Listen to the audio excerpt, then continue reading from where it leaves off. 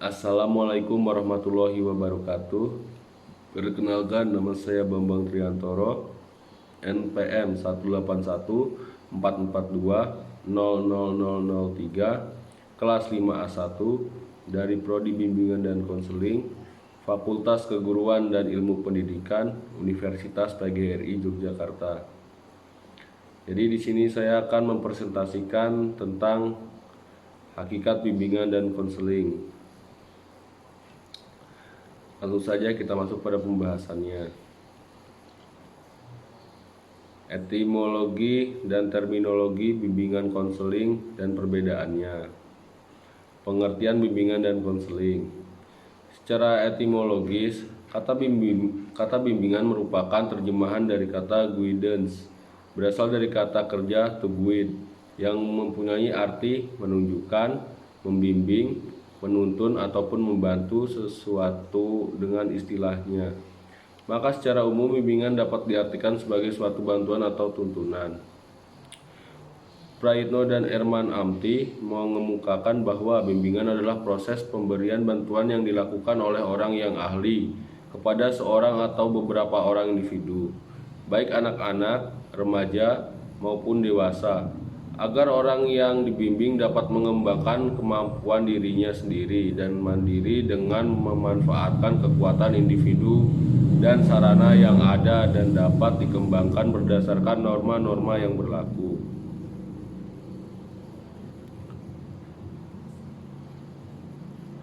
Dimhur dan Muhammad Surya berpendapat bahwa bimbingan adalah suatu proses pemberian bantuan yang terus-menerus dan sistematis kepada individu dalam memecahkan masalah yang dihadapinya, agar tercapainya kemampuan untuk dapat memahami dirinya, kemampuan untuk menerima dirinya, kemampuan untuk mengarahkan dirinya, dan kemampuan untuk merealisasikan dirinya, sesuai dengan potensi atau kemampuannya dalam mencapai penyesuaian diri dengan lingkungan, baik keluarga, sekolah, dan masyarakat.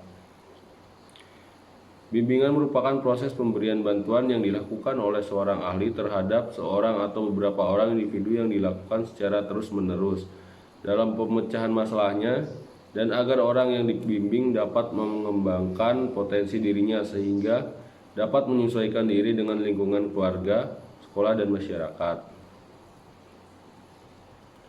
Sedangkan konseling secara etimologi berasal dari bahasa Latin, yaitu consilium, artinya dengan atau bersama, yang dirangkai dengan menerima atau memahami.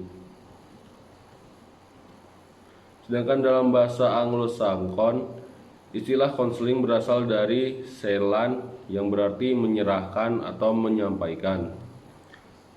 Menurut Praitno dan Erman Amti, konseling adalah proses pemberian bantuan yang dilakukan melalui wawancara konseling oleh seorang ahli yang disebut konselor kepada individu yang sedang mengalami sesuatu masalah yang disebut dengan klien, yang bermuara pada tratasinya masalah yang dihadapi klien. Winkel mendefinisikan konseling sebagai serangkaian kegiatan paling pokok dari bimbingan dalam usaha membantu konseli atau klien secara tatap muka dengan tujuan agar klien dapat mengambil tanggung jawab sendiri terhadap berbagai persoalan atau masalah khusus. Konseling merupakan proses pemberian bantuan yang dilakukan oleh seorang konselor terhadap konseli agar konseli dapat menemukan dan menyelesaikan masalahnya sendiri yang dilakukan melalui wawancara. Perbedaan dan persamaan bimbingan konseling. Persamaan antara bimbingan dan konseling. Persamaan terletak pada tujuan yang hendak dicapai, yaitu sama. Sama diterapkan dalam program persekolahan, sama-sama berusaha untuk memandirikan individu, dan sama-sama mengikuti norma-norma yang berlaku di lingkungan masyarakat tempat kedua kegiatan itu diselenggarakan. Perbedaannya, dari segi isi, bimbingan lebih banyak bersangkut paut dengan usaha pemberian informasi dan kegiatan pengumpulan data tentang siswa dan lebih menekankan pada fungsi pencegahan Sedangkan konseling merupakan bantuan yang dilakukan dalam pertemuan tatap muka antara dua orang manusia, yaitu antara konselor dan konseli. Dari segi tenaga, bimbingan dapat dilakukan oleh orang tua, guru, wali kelas, kepala sekolah, orang dewasa lainnya. Namun, konseling hanya dapat dilakukan oleh tenaga-tenaga yang telah terdidik dan terlatih. Dengan kata lain, konseling merupakan bentuk khusus bimbingan, yaitu layanan yang diberikan oleh konselor kepada klien secara individu. Yang selanjutnya, hakikat, tujuan, dan proses bimbingan konseling. Tujuan bimbingan dan konseling. Tujuan umumnya, menghayati nilai-nilai agama sebagai pedoman dalam berperilaku. Yang kedua, berperilaku atas dasar keputusan yang mempertimbangkan aspek-aspek nilai dan berani menghadapi resiko. Yang ketiga, memiliki kemampuan mengendalikan diri dalam mengekspresikan emosi atau dalam memenuhi kebutuhan diri. Yang selanjutnya, mampu memecahkan masalah secara wajar dan objektif. Poin selanjutnya yaitu memelihara nilai-nilai persahabatan dan keharmonisan dalam berinteraksi dengan orang lain. Yang selanjutnya, menjunjung tinggi nilai-nilai kodrati laki-laki atau perempuan sebagai dasar dalam kehidupan sosial. Selanjutnya, mengembangkan potensi diri melalui berbagai aktivitas yang positif. Dan selanjutnya, memperkaya strategi dan mencari peluang dalam berbagai tantangan kehidupan yang semakin kompetitif. Dan selanjutnya, mengembangkan dan memelihara penguasaan perilaku, nilai, dan kompetensi yang mendukung pilihan karir. Dan yang terakhir, meyakini nilai-nilai yang terkandung dalam pernikahan dan berkeluarga sebagai upaya untuk menciptakan masyarakat yang bermartabat. Tujuan khususnya. Tujuan khusus bimbingan dan konseling merupakan penjabaran tujuan umum yang dikaitkan dengan masalah individu yang bersangkutan sesuai dengan kompleksitas permasalahan yang dialami individu tersebut. Proses terjadinya konseling. Sudah menjadi rahasia umum kalau konseling itu merupakan rangkaian kegiatan sejak awal hingga akhirnya tidak dapat ditentukan waktunya oleh konselor atau klien. Semuanya tergantung pada masalah klien. Selain itu, konseling juga dapat berlangsung di mana saja dan kapan saja, tergantung kesiapan konselor dan konseli. Hal termudah misalnya di antara dua orang yang sedang curhat, salah satunya akan memposisikan diri sebagai konselor yang tugasnya mendengarkan ungkapan dari teman yang lagi punya masalah atau konseli. Kejadian ini sudah termasuk pada proses konseling. Proses konseling ini jika kita pahami berdasarkan penjelasan Dewa Ketut Soekardi, terdiri dari beberapa tahapan dalam prosesnya diantaranya. Yang pertama, penyusunan program konseling yang diawali dengan memperkenalkan keberadaan lembaga konsultasi tersebut melalui berbagai metode. Yang kedua, pelaksanaan konseling yaitu terjadinya pertemuan konselor dengan klien sekaligus informasi masalah yang disampaikan oleh klien pada konselor. Yang ketiga, pelaksanaan evaluasi pelaksanaan konseling. Evaluasi ini biasanya dalam bentuk konsultasi kembali atau mengundang pihak lain yang terlibat guna mengklarifikasi masalah atau sumber lain yang juga masih terkait dengan klien. Yang keempat, pelaksanaan analisis hasil konseling. Pelaksanaan berupa pengaktualisasian hasil konsultasi dalam bentuk solusi-solusi praktis pada klien. Yang kelima, pelaksanaan tindak lanjut. Pelaksanaan ini terjadi jika klien berangsur mulai pulih dari permasalahan yang dikonsultasikan kepada konselor pertama. Maka untuk merawat kepulihan ini diperlukan upaya untuk menindaklanjuti konseling, misalnya dengan mengarahkan klien dari bakat dan kemampuannya agar klien lebih produktif dan memiliki keahlian khusus.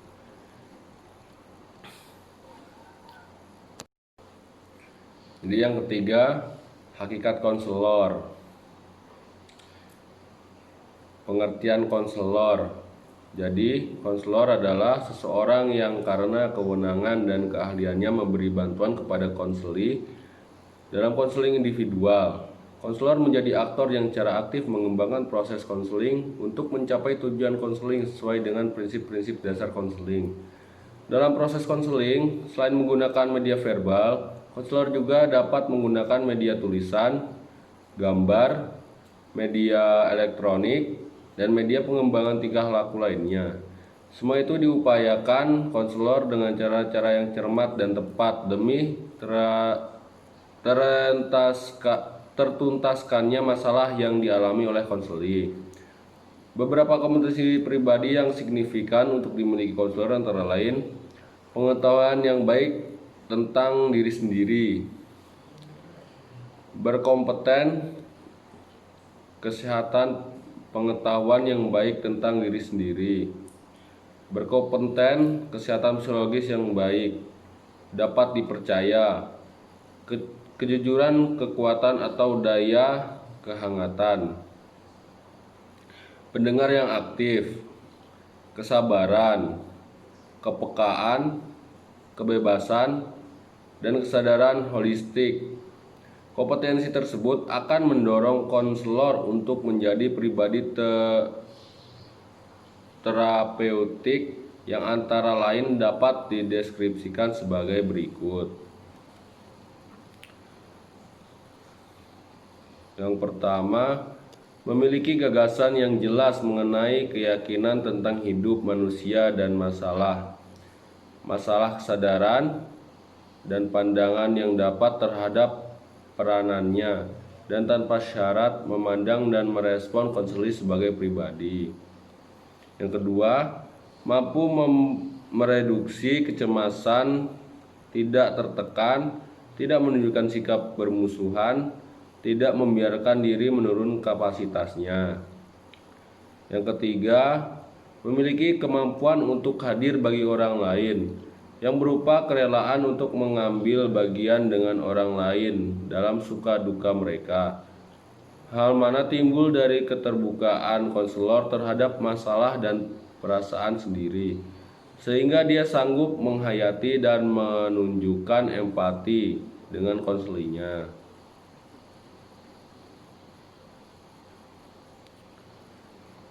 Yang keempat, mengembangkan diri menjadi konselor yang otonom melalui pengembangan gaya konseling yang sesuai dengan kepribadiannya sambil terbuka untuk belajar dari orang lain dan mempelajari berbagai konsep dan teknik konseling serta menerapkan sesuai dengan konteks dan pribadinya. Yang selanjutnya, respect dan apresiatif terhadap diri sendiri. Artinya konselor harus memiliki suatu rasa harga diri yang kuat yang menyanggupkannya berhubungan dengan orang lain atas dasar hal-hal yang positif dari konseli. Dan yang terakhir, berorientasi untuk tumbuh dan berkembang dalam pengertian berusaha untuk terbuka guna memperluas cakrawala wawasannya. Konselor tidak hanya puas dengan apa yang ada dan berupaya mempertanyakan mutu eksistensinya, nilai-nilai dan motivasinya, serta terus-menerus berusaha memahami dirinya sendiri karena konselor hendak mendorong pemahaman diri itu dalam diri konseli. Poin keempat, ada hakikat metode. Pengertian metode. Secara etimologis, metode berasal dari kata met dan hodes yang berarti melalui, sedangkan istilah metode adalah jalan atau cara yang harus ditempuh untuk mencapai suatu tujuan. Sehingga dua hal penting yang terdapat dalam sebuah metode adalah cara melakukan sesuatu dan rencana dalam pelaksanaan. Metode sering diartikan sebagai kata yang berasal dari bahasa Yunani, yaitu metodos. Dalam bahasa Indonesia diartikan cara atau jalan. Dalam kaitan dengan kegiatan keilmuan, maka metode mengandung arti cara kerja atau langkah kerja untuk mengembangkan ilmu tersebut atau memahami objek yang menjadi sasaran ilmu yang bersangkutan. Metode atau teknik konseling. Proses konseling melibatkan antara konselor dan klien. Keberhasilan konseling banyak ditentukan oleh keefektifan konselor dalam menggunakan beberapa teknik yang bersumber dari beberapa teori pula, dan klien yang datang kepada konselor tentunya memiliki permasalahan yang berbeda-beda. Hal itu diperlukan penyelesaian yang berbeda-beda pula. Bagi seorang konselor, menguasai teknik konseling adalah mutlak, sebab dalam proses konseling teknik yang baik merupakan kunci keberhasilan untuk mencapai tujuan konseling. Seorang konselor yang efektif harus mampu merespon klien dengan teknik yang benar, yang sesuai dengan keadaan klien pada saat itu. Dalam melakukan proses konseling, ada yang menggunakan teknik konseling yang berpusat pada konselor, dengan istilah lain direktif konseling, dan teknik konselor yang berpusat pada klien atau istilah lain non-direktif konseling. Yang keduanya tentunya diberikan sesuai dengan permasalahan yang terjadi pada diri klien. Direktif konseling. Teknik direktif konseling disebut pula dengan konseling yang berpusat pada konselor. Pada pendekatan ini, konselor yang membantu memecahkan masalah konseli dengan secara sadar mempergunakan sumber-sumber intelektualnya. Tujuan utama dari metode ini adalah membantu konseli mengganti tingkah laku emosional dan impulsif dengan tingkah laku yang rasional. Lepasnya tegangan-tegangan dan didapatkannya insight dipandang sebagai suatu hal yang penting. Di dalam membantu memecahkan masalah-masalah yang dihadapi konseli dengan rasional, konselor tidak boleh bersikap otoriter dan menuduh, walaupun dikatakan direktif.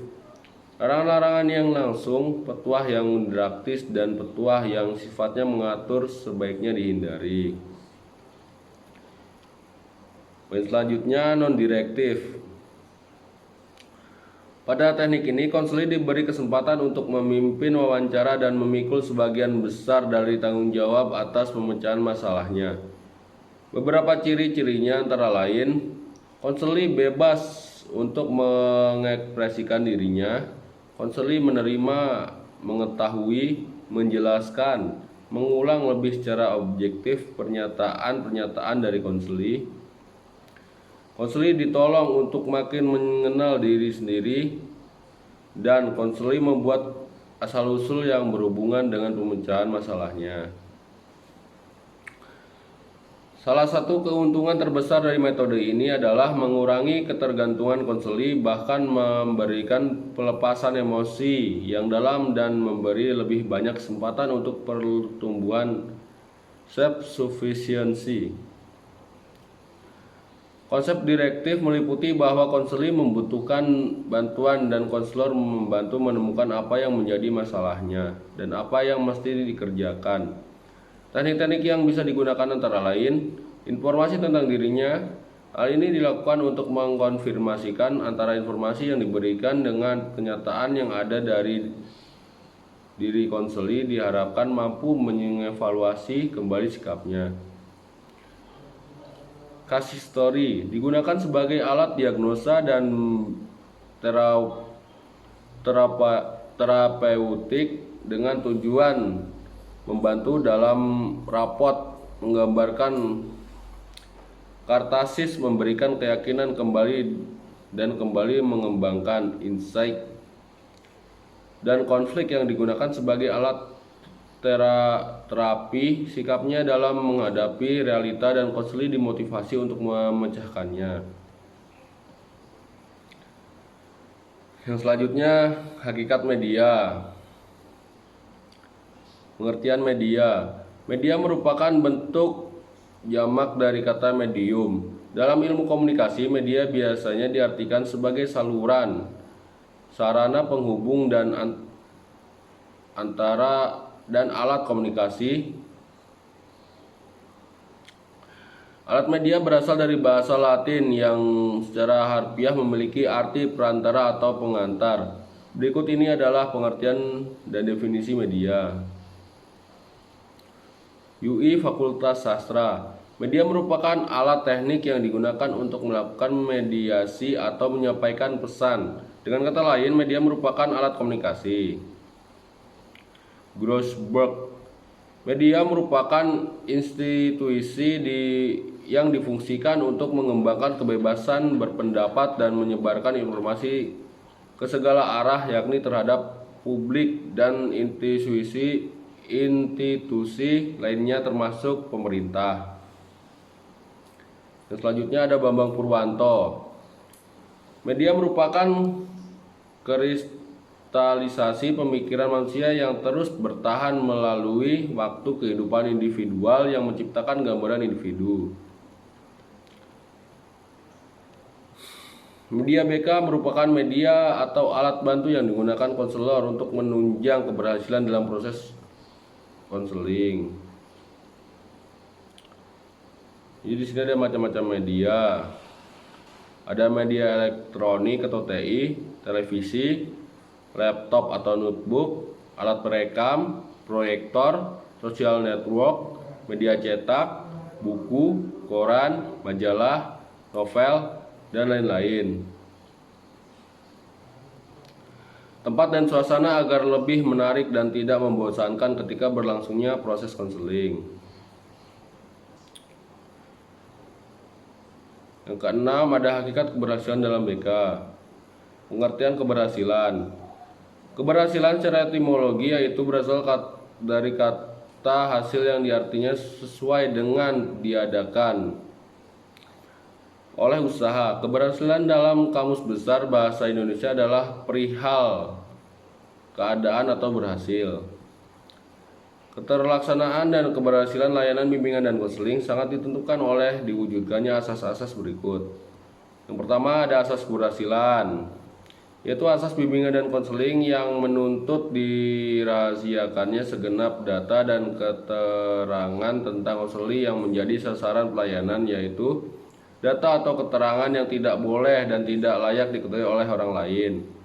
Yang kedua, asas kesukarelaan, yaitu asas bimbingan konseling yang menghendaki adanya kesukaan dan kerelaan konseli mengikuti dan menjalani pelayanan atau kegiatannya yang diperlukan baginya.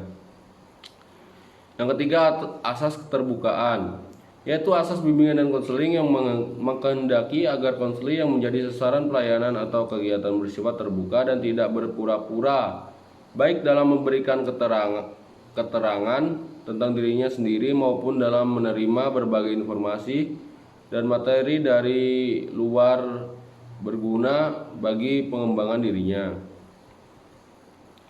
Yang keempat, asas kegiatan, yaitu asas bimbingan dan konseling yang menghendaki agar konseli yang menjadi sasaran pelayanan berpartisipasi secara aktif dalam penyelenggaraan pelayanan atau kegiatan bimbingan. Yang kelima, ada asas kemandirian, yaitu asas bimbingan dan konseling yang menunjuk pada tujuan umum bimbingan dan konseling, yakni konseli sebagai sasaran pelayanan bimbingan dan konseling diharapkan menjadi konseli-konseli yang mandiri dengan ciri-ciri mengenal dan menerima diri sendiri dan lingkungannya, mampu mengambil keputusan, mengarahkan serta mewujudkan diri sendiri. Yang keenam, asas kekinian, yaitu asas bimbingan dan konseling yang menghendaki agar objek sasaran pelayanan bimbingan dan konseling ialah permasalahan konseli dalam kondisinya sekarang. Yang ketujuh, asas kedinamisan, yaitu asas bimbingan dan konseling yang menghendaki agar isi pelayanan terhadap sasaran pelayanan yang sama kehendaknya selalu bergerak maju, tidak monoton dan terus berkembang, serta melanjutkan sesuai dengan kebutuhan dan tahap perkembangannya dari waktu ke waktu. Yang kedelapan, asas keterpaduan, yaitu asas bimbingan dan konseling yang menghendaki agar segenap pelayanan dan kegiatan bimbingan dan konseling baik yang dilakukan oleh konselor maupun konseli saling menunjang harmonis dan terpadu. Yang kesembilan, asas keharmonisan, yaitu asas bimbingan dan konseling yang menghendaki agar segenap pelayanan dan kegiatan bimbingan dan konseling didasarkan pada dan tidak boleh bertentangan dengan nilai dan norma yang ada, yaitu nilai dan norma agama, hukum dan peraturan, adat istiadat, ilmu pengetahuan dan kebiasaan yang berlaku. Yang ke-10, asas keahlian, yaitu asas bimbingan dan konseling yang menghendaki agar segenap pelayanan dan kegiatan bimbingan dan konseling diselenggarakan atas dasar kaidah-kaidah profesional. Yang ke-11, asas alih tangan kasus, yaitu asas bimbingan dan konseling yang menghendaki agar pihak-pihak yang tidak mampu menyelenggarakan pelayanan bimbingan dan konseling secara tepat dan tuntas atas suatu permasalahan konseling mengalih tangankan permasalahan itu pada pihak yang lebih ahli. Mungkin cukup sekian dari saya. Mohon maaf bila banyak kesalahan dalam menyampaikan materi. Wabillahi taufik wal hidayah. Wassalamualaikum warahmatullahi wabarakatuh.